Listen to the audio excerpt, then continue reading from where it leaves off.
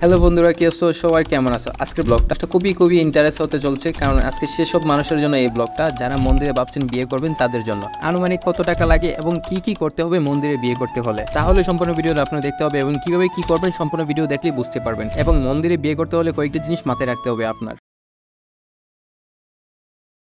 অর্থাৎ সকালবেলা আমার এক ক্লায়েন্টে কল দিল, যে আমার পরিচিত ক্লায়েন্টে কল দিল যে আমার এক ফ্রেন্ডের ভাই মন্দিরে বিয়ে করবে, যে ভাই কত টাকা কিভাবে লাগবে আসো বিষয়ে।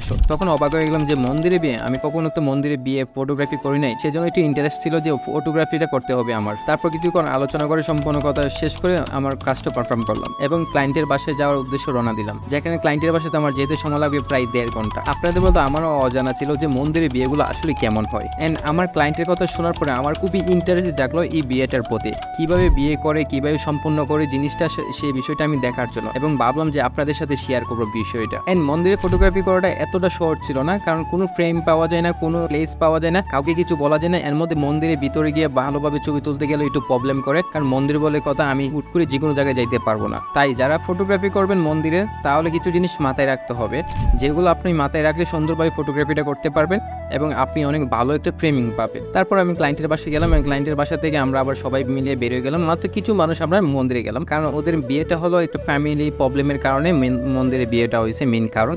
এন্ড আমি বুঝতে পারছি তখন, আর এর আগে আমার আইডিয়া ছিল অন্য কোনো বিষয়, যে তারা মন্দিরে কেন বিয়ে করে। এন্ড মন্দিরে বিয়ের প্রোগ্রামটা কিছুটা চেঞ্জ ছিল, কারণ হিন্দু ধর্মের বিয়েগুলো এমন ভাবে হয় না যে বিয়েগুলো মন্দিরে হয়। এন্ড মন্দিরে বিয়েগুলো আর একটু শর্টকাট হয়, একদম শর্টকাট বিয়ে বলতে কিছু সময়ের মধ্যে বিয়েটা হয়ে যায়, এতটা সময় নেয় না। এন্ড আমরা মন্দিরে যাওয়ার পর আমরা জানতে পারলাম মন্দিরে এখনো ব্রাইড পর্যন্ত আসে না, ব্রাইডের বাসা অনেক দূরে ছিল, সেজন্য আসতে প্রায় 3 ঘন্টা সময় লাগছে। এন্ড আসার পরে ব্রাইডকে পার্লারে পাঠাইছে, কারণ ফটোগ্রাফি হবে যখন একটু ব্রাইডকে সাজুগুজু করতে হবে এন্ড ব্রাইড লুকে আসতে হবে। ওই জন্য ওনাকে বলছি যে ফার্স্ট টাইম যতটুকু পারে ব্রাইডের লুকে নিয়ে আসে। এখন আপনাদের বলে মন্দিরে কত টাকা খরচ হতে পারে? ওদের বিয়েতে মন্দিরে খরচ হয়েছে মোটামুটি 5-6 হাজার টাকার মতন। সো আপনি যদি মন্দিরে বিয়ে করতেন তাহলে আপনি মিনিমাম 5-6 হাজার টাকা খরচ যাবে। পুরোহিতরা দিচ্ছে তারা 200 হাজার টাকা, 2টা মালা নিয়ে আসছে, নিচে মাত্র 500 টাকা, আর কিছু ছিল টুকটাক জিনিস যেগুলা ওরা নিয়ে আসছে সাথে করে, সেজন্য আনুমানিক 5,000 টাকার মতো খরচ দিয়েছে। বাট ওদেরকে আরেকটা জিনিস করতে হবে, মন্দিরে যখন বিয়ে করবেন তখন আপনাদের দুজনের আইডি কার্ড নিয়ে আসতে হবে এবং প্রাপ্ত বয়স্ক হতে হবে, এবং কমিটির সাথে কথা বলে তারা কমিটি সম্পূর্ণ জিনিসটা আপনাকে বুঝাই দেবে এবং আপনাদের একটা কাগজে ফর্ম ফিল আপ করাবে এবং ফর্মের মধ্যে অনেক কিছু লেখা থাকবে এবং আপনাদের সিগনেচার দিয়ে সম্মতি দিতে হবে। তো মন্দিরে বিয়ে করলে এগুলো আপনি মানতে হবে এবং শর্তগুলো আপনি নিয়ে তারপর আপনি বিয়ে করতে পারবেন।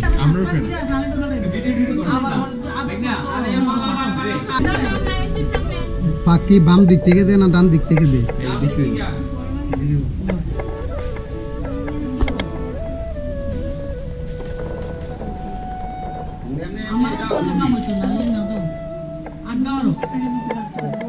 একসাথে না স্লো মোশনে।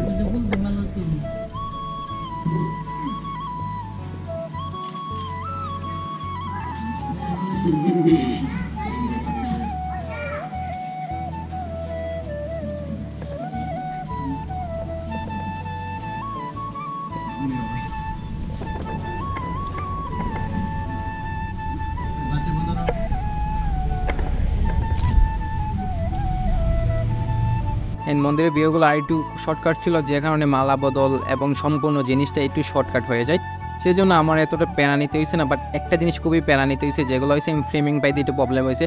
ওইখানে সেই ধরনের ফ্রেমিং নাই, কারণ আমি যেখানে যাই সেখানে না কিছু প্রবলেম থাকে, হয়তো মন্দিরের সামনে পড়ে যায় এবং কি ঠাকুরকে কিছু বলা যায় না, কারণ ওদেরকে কিছু বললে ওরা একটু ফায়ার হয়ে থাকে, কারণ কিছু বয়ে ভীতিকে কাজ করতে হয়, কারণ মন্দির বলে একটা কথা, কারণ সবাই সবসময় পবিত্র থাকে না, কারণ আমিও পবিত্র নাও থাকতে পারি, আপনিও পবিত্র নাও থাকতেন। সো এই জন্য একটু বয়ে কাজ করতে হয়। এবং মন্দিরটাও আসলে অনেক সুন্দর ছিল, অনেক ঠাকুর ছিল এবং মন্দিরের ভিতরটায় দেখতে অনেকটাই অসাধারণ ছিল। আসলে এই মন্দিরগুলো অনেক সুন্দর এবং যে কোনো মন্দিরগুলো আসলে অনেক সুন্দর থাকে। আপনার মনে যদি থাকে মন্দিরে বিয়ে করে, অবশ্যই আপনার আনুমানিক 5-6 হাজার টাকা বাজেট নিতে হবে। এন্ড যে মন্দিরে আপনি বিয়ে করবেন ওই মন্দিরের কমিটির সাথে আপনি যোগাযোগ করবেন, তাহলে আপনার সম্পূর্ণ জিনিসটা ক্লিয়ার হয়ে যাবে। সো গাইস, সেসব ফ্রেন্ডদের শেয়ার করে দিন যারা ভাবছে মন্দিরে গিয়ে বিয়ে করবে। And thank you for watching, subscribe my YouTube channel, অবশ্যই লাইক দিয়ে পাশে থাকবে এবং শেয়ার করতে ভুলবেন না। তো গাইস, সেই পর্যন্ত ভালো থাকুন, সুস্থ থাকুন, দেখা হচ্ছে অন্য কোনো ভিডিওতে।